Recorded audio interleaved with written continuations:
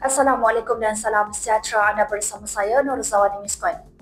Ahli Majlis Pimpinan Tertinggi Bersatu Datuk Seri Saifuddin Abdullah tidak menolak kemungkinan bekas Perdana Menteri Tun Dr. Mahathir Mohamad boleh menjadi calon Perdana Menteri untuk Perikatan Nasional. Katanya walaupun belum pernah membincangkan perkara itu secara terbuka dengan rakan-rakan gabungan, beliau berpendapat pilihan tersebut boleh dipertimbangkan. Persoalan calon Perdana Menteri penting kerana PAS telah menunjukkan kesediaan untuk mengambil alih kepimpinan PN tetapi tidak begitu terhadap jawatan Perdana Menteri.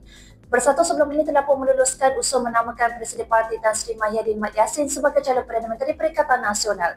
Saifuddin pula merupakan antara 120 pemimpin bersatu yang menandatangani surat meminta penamaan calon Perdana Menteri tidak dibuat di dalam Perhimpunan Agung Bersatu.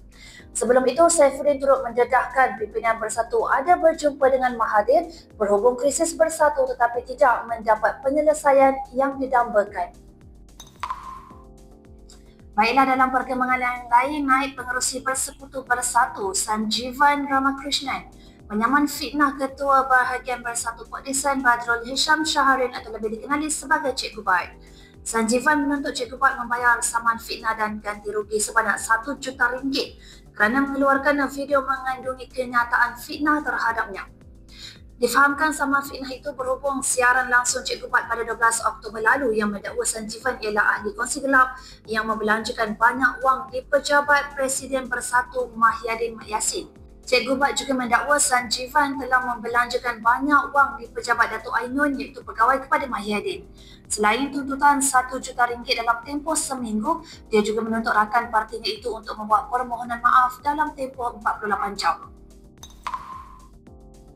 Untuk perkembangan yang terakhir, bekas pemain bola sepak Kelantan yang didakwa terbabit dalam kes pembunuhan seorang lelaki Malaysia di bandar Sungai Kolok pernah berkhidmat sebagai penjaga gol pasukan negeri itu.